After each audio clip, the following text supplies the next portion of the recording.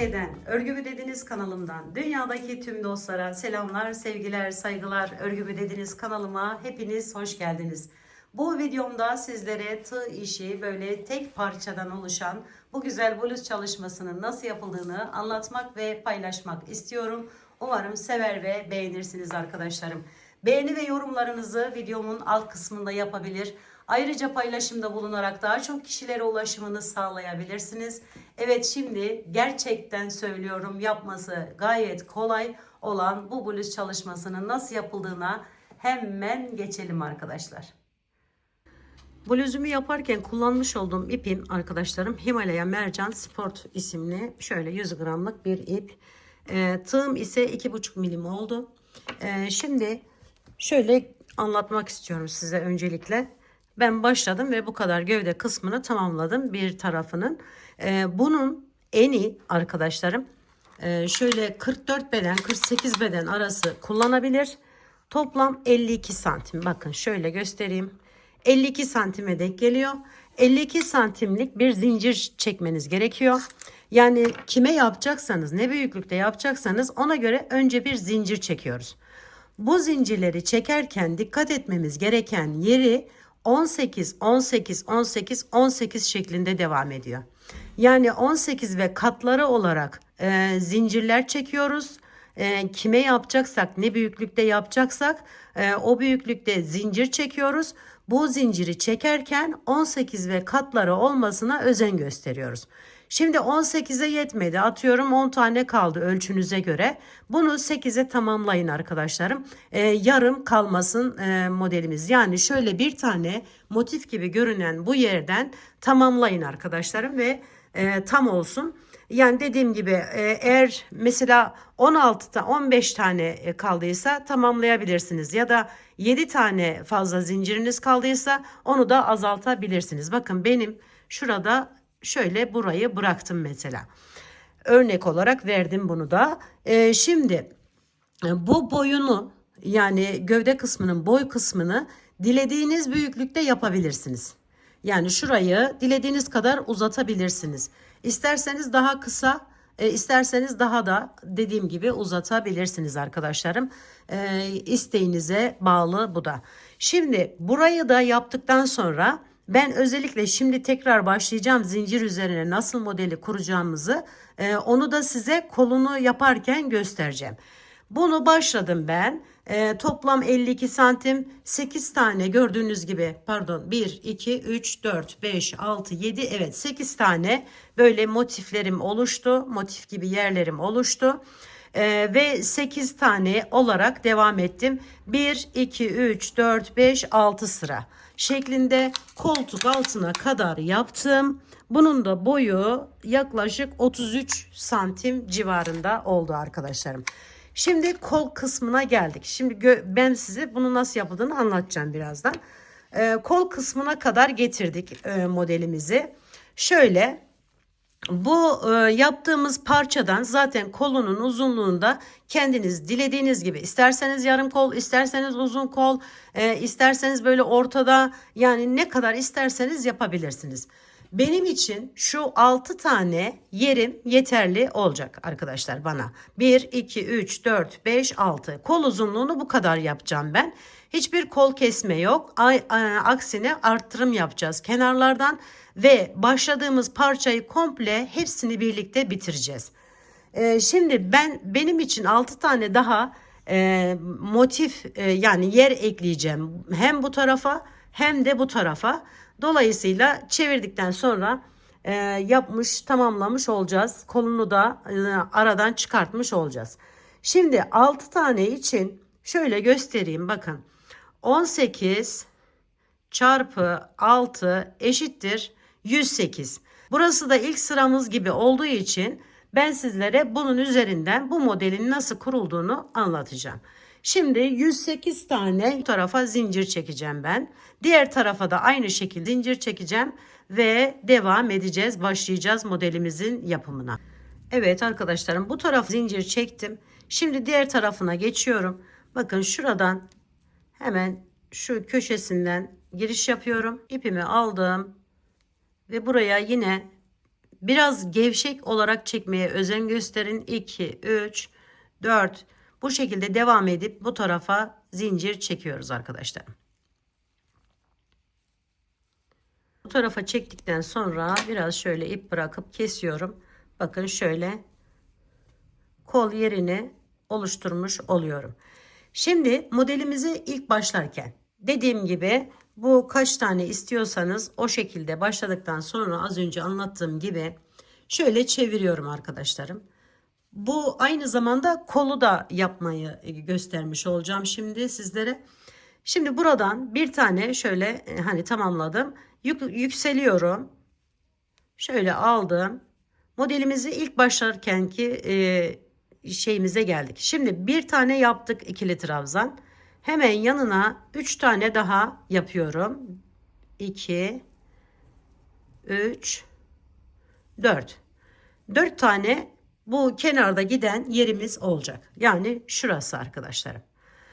Sonra hepsini arkadaşlar ilk sırada bütün hepsini zincirlerimizin içerisinden giriş yapıp hepsini ikili trabzan yaparak devam edeceğiz. Şöyle bakın. İlk sıramız bakın bu şekilde. Şöyle göstereyim iyice anlaşılsın. Ön tarafı bu tarafı. Şimdi arka tarafında kaldık. Bu kol takma yerini burada yapmanız gerekiyor arkadaşlarım. Yani burası bakın sık ikili trabzanlarımızla şimdi bunların üzerinde de aynı geçeceğiz. Burayı bir zincir gibi düşünün. Buradayken kol takın arkadaşlarım ki modelimiz düzgün olsun.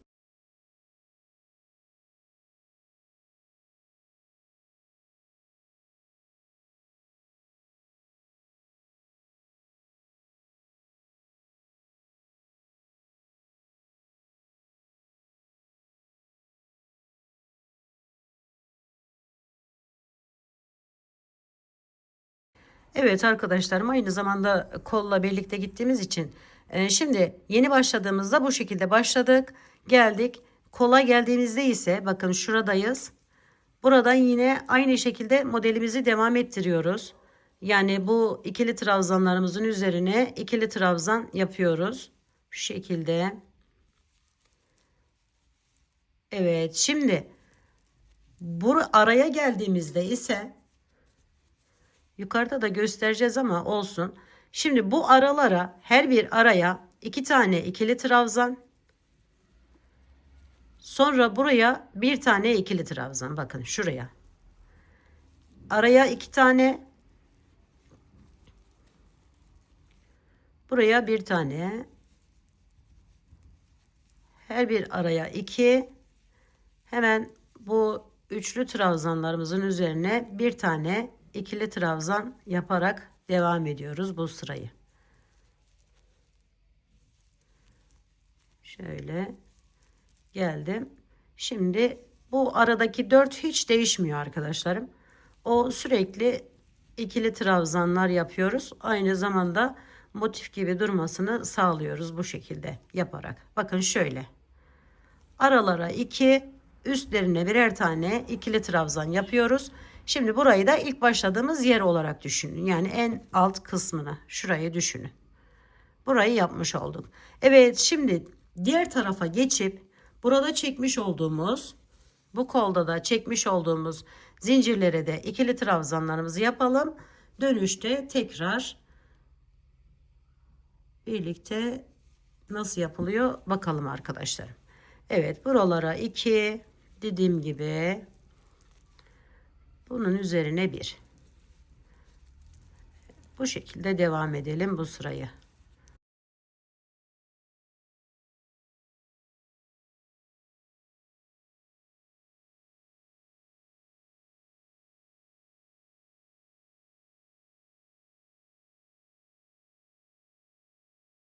Şimdi devam edelim.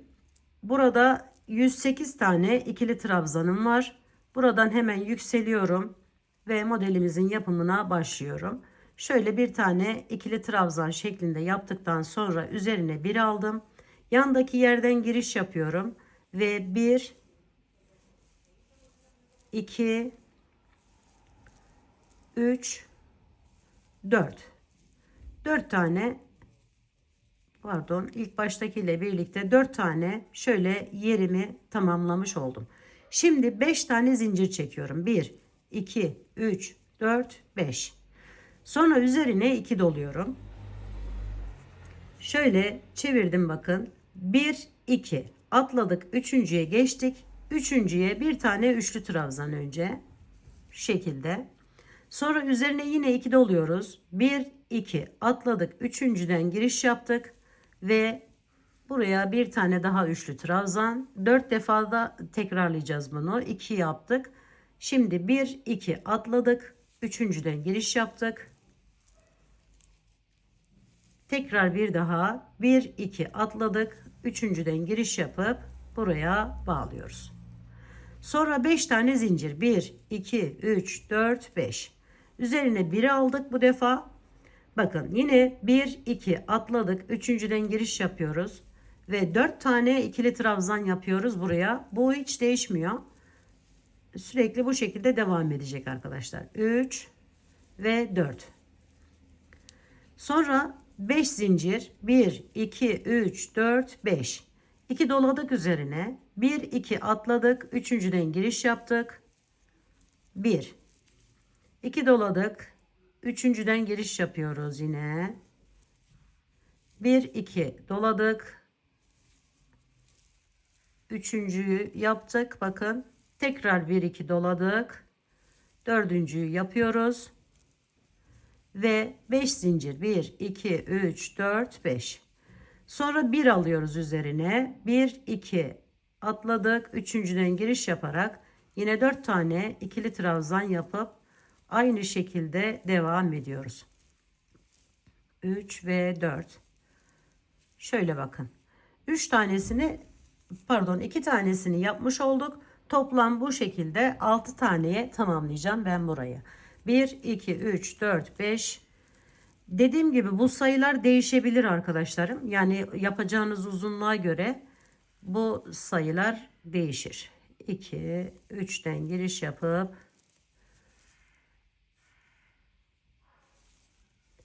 üçlü trabzanlarımızı yapıyoruz.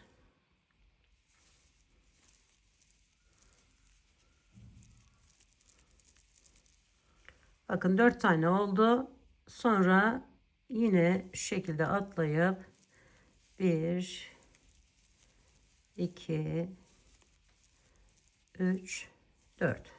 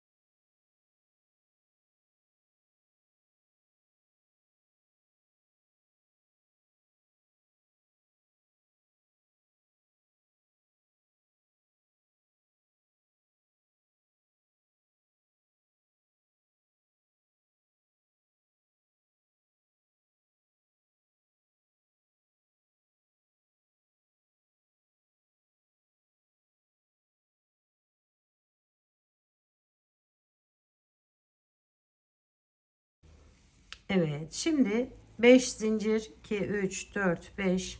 Bir aldım üzerine geliyorum. Bakın şu alttan gelen yerden girişimi yapıyorum ve buraya yine 4 tane ikili trabzanımı yapıyorum. 2, 3 ve 4.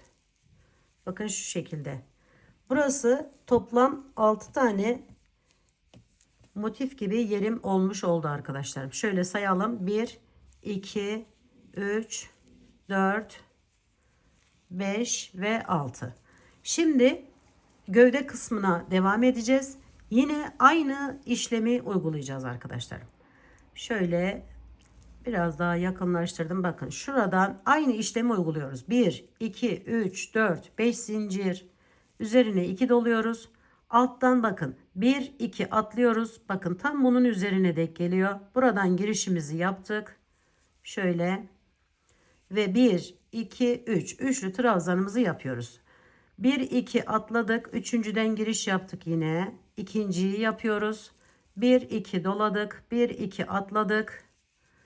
1, 2, 3. Sonuncuyu da aynı şekilde 1, 2 atladık. Şuradan girişimizi yaptık. Şimdi 1, 2, 3, 4, 5 zincir üzerine 1 aldık. Geliyoruz bu alttan gelen şuradan giriş yapıyoruz ve araya 4 tane ikili trabzan yapıyoruz. 2, 3 ve 4. 1, 2, 3, 4, 5. Bunu da birlikte yapalım. Bakın 1, 2 atladık. Buradan giriş yaptık. Sonra yine aynı devam ediyoruz. Çok sıkmak da istemiyorum ama iyice de anlaşılsın istiyorum. O yüzden biraz fazla konuşuyor olabilirim. Şöyle üçüncüyü de buradan aldık. 1, 2, 3, 4, 5 zincir. Sonra üzerine bir aldım ve devam ediyorum. 1, 2, 3, 4. Evet bakın şöyle.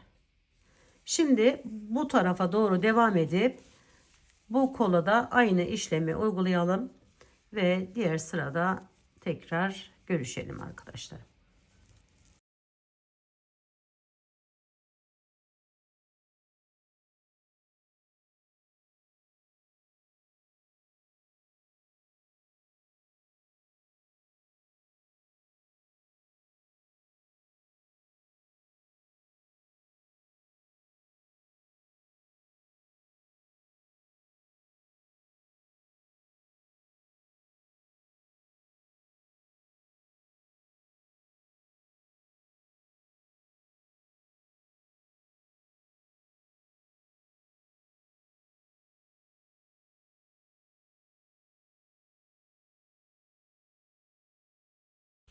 Evet şimdi buraya kadar geldim.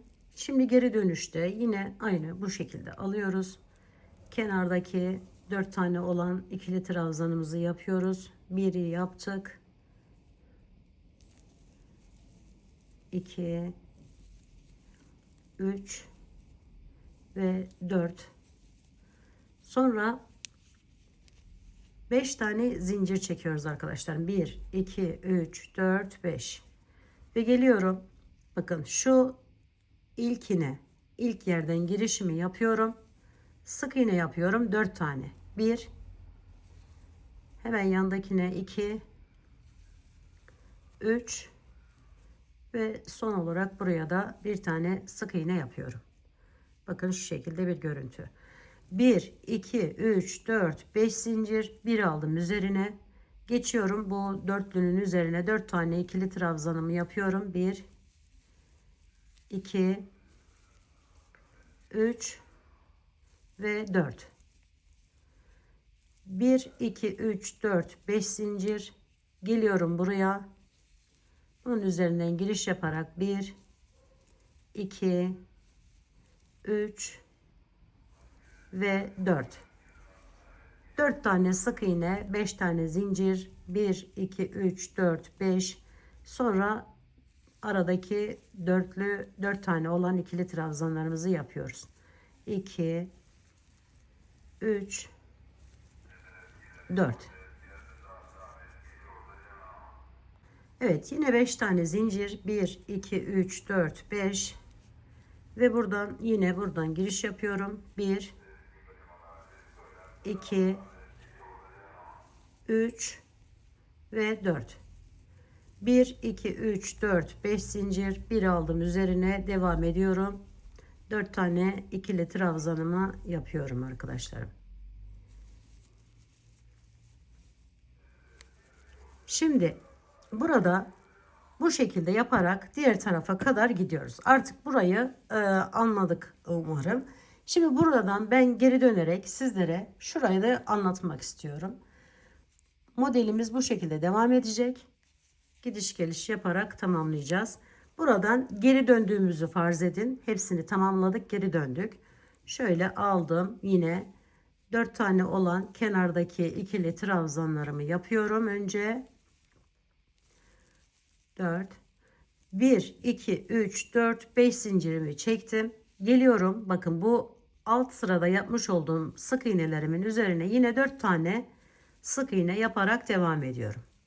Yani aynısını yapmış oluyorum aslında. Bu işlemi 4'e tamamlayacağız. Yani şu kenardaki 5 zincirli yerlerimizden 4 tane olacak. 1 2 3 4 5 zincir. Aldım, üzerine devam ediyorum. 1 2 3 4 1 2 3 4 5 zincir, devam ediyoruz. Aradaki dörtlüye geldik.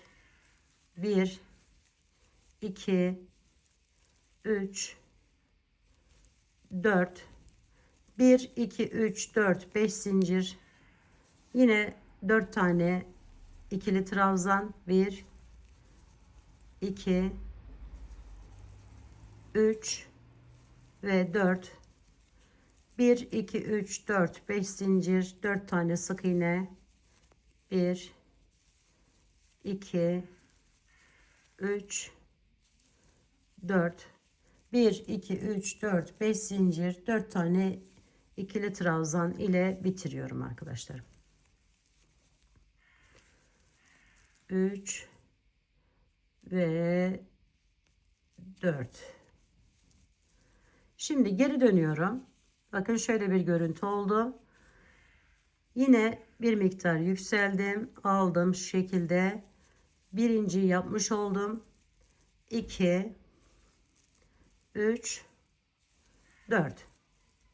Yine 5 tane zincir. 1 2 3 4 5 zincir. Geliyorum arkadaşlarım, bakın hemen bu sık iğnelerimin üzerinden giriş yapıyorum. 1 2 3 4 1 2 3 4 5 zincir, tekrar 4 tane ikili trabzan, 1 2 3 ve 4. Bakın şu şekilde. Sonra 5 zincir, 1 2 3 4 5. Geliyorum, buradan girişimi yaptım. 1 2 3 ve 4. 1 2 3 4 5 zincir, tekrar üzerine bir aldım ve 4 tane ikili trabzanımı yapıyorum.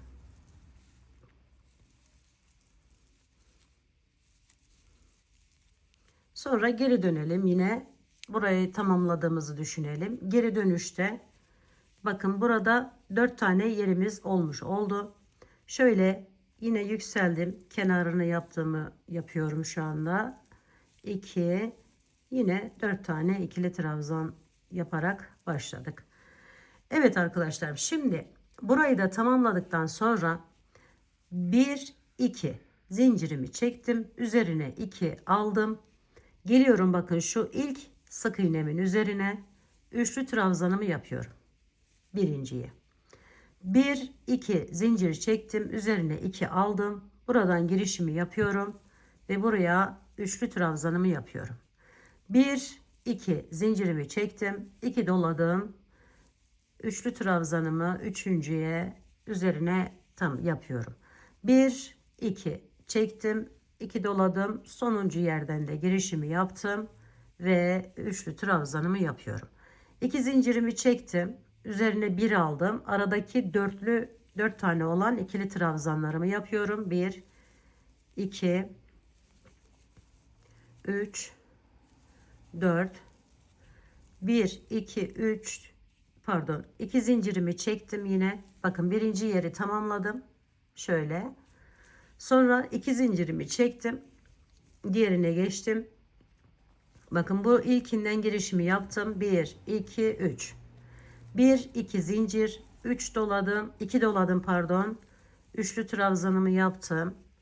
1, 2 zincir. Tekrar 1 doladım. 2 doladım. Üçlü trabzanımı yapıyorum. 1, 2. 2 doluyorum. Dördüncüyü de tamamlıyorum. Şu şekilde oluyor arkadaşlarım. 1, 2 zincir çektim. Üzerine 1 aldım. Ve buradan giriş yapıp 4 tane ikili trabzanımı yapıyorum.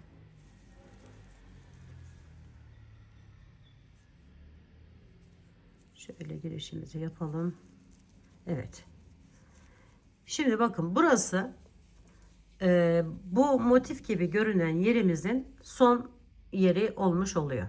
Hemen üzerine ilk başta yaptığımız işlemi uygulayacağız. Şöyle yükseldik. Yine ilk önce buradan başlıyoruz dörtlü olarak.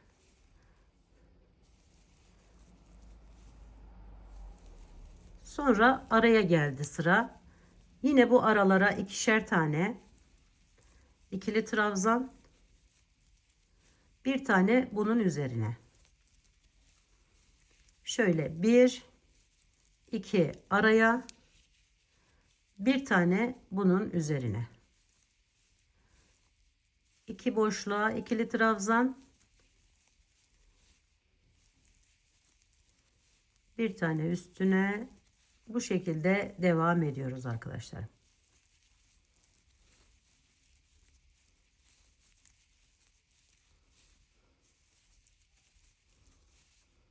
Sonra aradaki dörtlü olan yere geçtik. Orayı yine normal 4 tane devam ediyoruz. Diğerine geçtim bakın. Yine 2 tane ikili trabzan, boşluğa bir tane tepesinden giriş yapıp oraya ikili trabzanlarımızı yapıyoruz.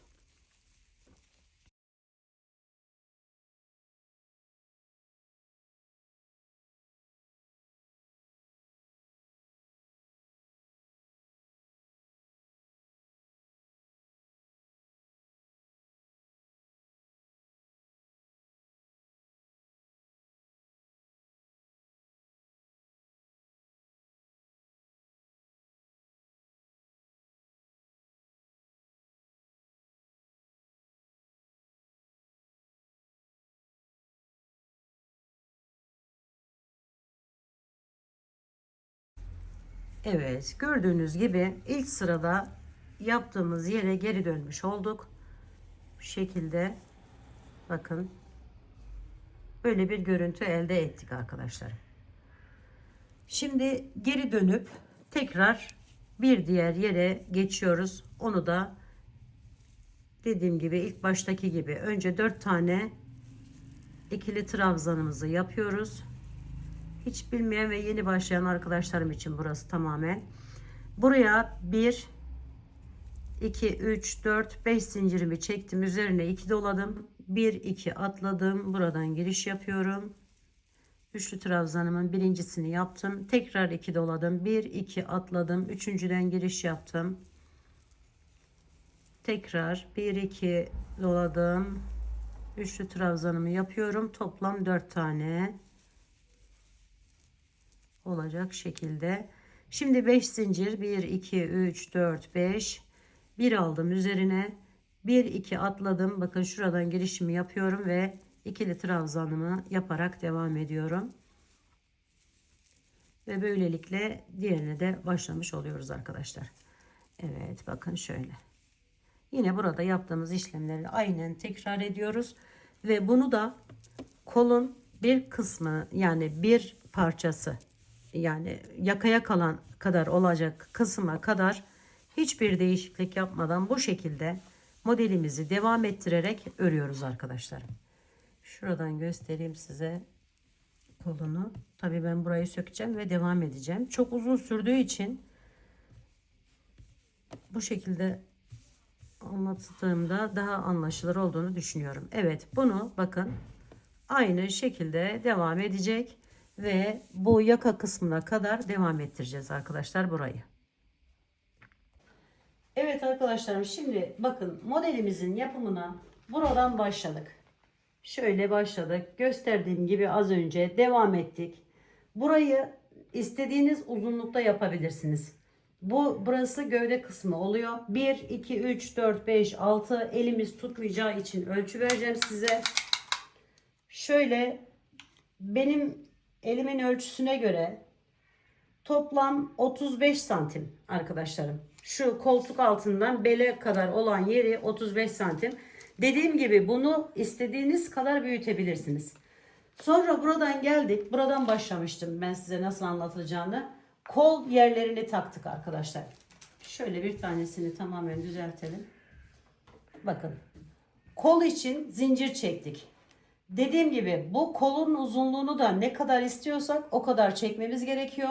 18, 18, 18, 18, 18 şeklinde zincirlere ihtiyacımız var. Burada kaç tane yapacaksak. Şimdi buradaki ölçüyü de yapacağınız kişinin tabii kol uzunluğunu ne kadar istiyorsa o kadar yapmanız gerekiyor. Benimkinde 1, 2, 3, 4, 5, 6 tane yerim var. Motif olan desenimden var. Şöyle toplam uzunluğu 44-45 santim civarında arkadaşlarım burası. Aynı şekilde diğer kolu da böyle yaptığımız gibi devam ediyoruz. Yine zincirlerimizi çekiyoruz. Burada dikkat etmeniz gereken yeri buradan başlıyoruz, devam ediyoruz. Buradan tekrar gelip aynı modeli kuruyoruz arkadaşlarım. Sonra devam ettik kolunu. Bakın şöyle göstereyim. Şu kol altından omuz hizasına gelen yerimiz. Burayı da ne uzunlukta ne kadar büyük yapacaksak yani yapacağımız kişinin boyuna göre ayarlıyoruz. Bunları eksik bırakmıyoruz. Tamamlıyoruz arkadaşlar. Şimdi bunun burası da şöyle hemen göstereyim. Ölçelim. 25 santim civarında arkadaşlarım bir yerimiz. Şöyle. Evet, şimdi buraları tamamladıktan sonra yaka kısmına geldik. Bakın şu sırada şurayı tamamladım. Ördüm. Devam ettim. Sonra geri dönüyorum arkadaşlar. Yine aynı bu şekilde modelimi uygulayarak geldim buraya kadar. Buradan arkadaşlar şu arada yaka kısmını ne kadar bırakacaksak, örneğin ben 4 tane motif yeri bıraktım. 4 tane modelimi bıraktım. 18, 18, 18, 18 bu şekilde zincir çekiyoruz. Artı 4 arkadaşlar kenarda. Şimdi bu kadar zincir çekiyorum. Yani buraya gelene kadar olan yerimi zincir çekerek bağlıyorum. Sonra geri dönüyorum. Buradan ikili trabzanlarımı yapıyorum. Tekrar buraya geliyorum. Herhangi bir bağlama yapmıyorum. Bakın burada. Şuraya bağlamadan bu işlemi yapıyorum.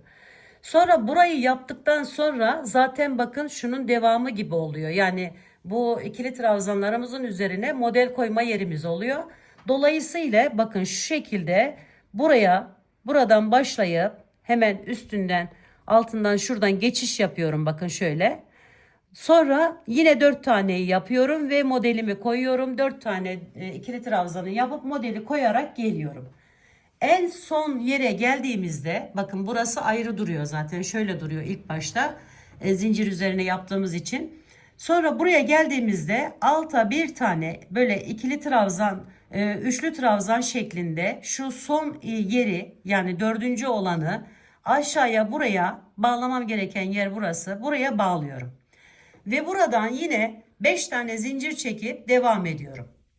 Ve böylelikle bu aradaki boşluk yaka kısmını yapmış oluyoruz arkadaşlarım. Aynı şekilde burada kaç sıra yaptıysak buradan devam ediyoruz. Bakın şöyle 1, 2, 3, 4 sıra ölçüsünü de söylemiştim az önce.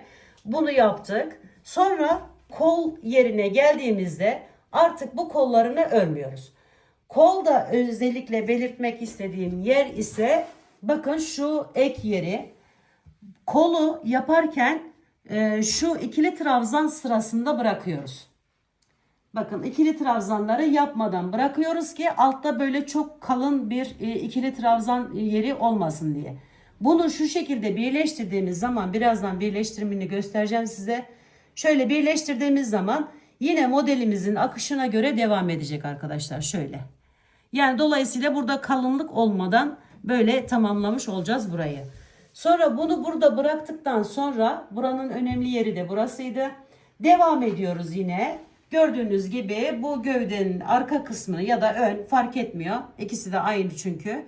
Burayı da tamamlıyoruz ve burada bitiriyoruz artık. Burada işlemi tamamlamış olduk. Şimdi bunu arkadaşlarım şöyle tutuyorum ve ekleme işlemine geçiyorum. Ekleme işlemini yaparken bakın burada zaten ikili trabzanlarımız var, yerlerimiz var. Hemen şöyle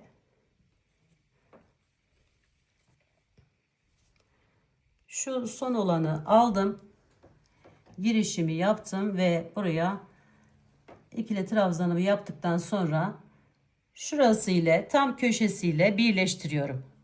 Bir tane zincir çektim ve geliyorum bakın şuradan. Bir oradan alıp şu şekilde bir ekleme yapıyoruz. Şöyle. Aynısını kola da uyguluyoruz. Bütün etrafını yani bütün birleştirmemiz gereken yerleri bu şekilde birleştiriyoruz. Dilerseniz arkadaşlarım burada iğne yardımı ile de birleşim yapabilirsiniz.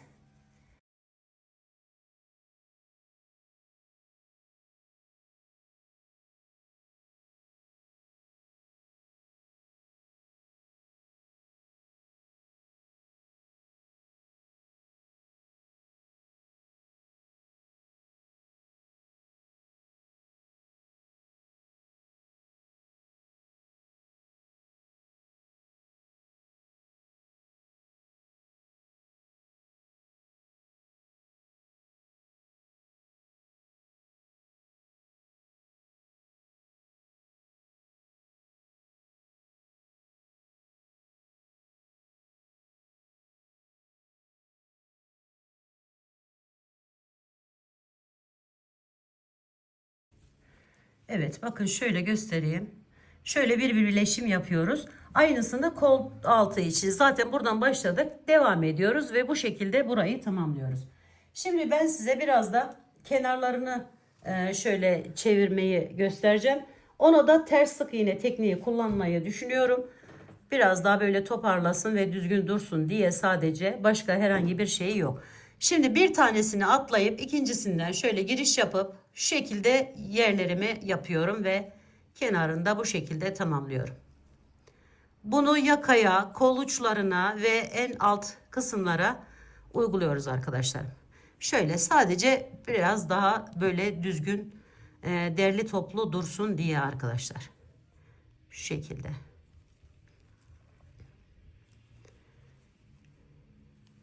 Evet, bu işlemleri de tamamlayalım. Bakın şöyle gayet güzel duruyor. Burayı da dediğim gibi hem bu kısmını hem de diğer kısmını aynı şekilde birleştiriyoruz. Bunu da başlayıp buradan devam ediyoruz. Kol uçlarına da aynı şekilde bu işlemi, ters sık iğne tekniğini kullanarak bluzumuzu hazır hale getirmiş oluyoruz arkadaşlar. Evet arkadaşlarım, kenar, yaka ve kol kısımlarını da son işlemlerini yaptıktan sonra görüntümüz bu şekle gelmiş oldu. Umarım sizler de sevmiş ve beğenmişsinizdir. Yapacak olan arkadaşlarıma şimdiden kolaylıklar diliyorum. Örgümü dediniz kanalıma abone olmayı, beğenmeyi, yorum yapmayı, paylaşımda bulunmayı unutmazsanız çok mutlu olurum. Bir dahaki en değişik, en farklı örgü model, teknik ve tasarımlarında görüşmek üzere. Hoşça kalın, sağlıkla kalın, Allah'a emanet olun.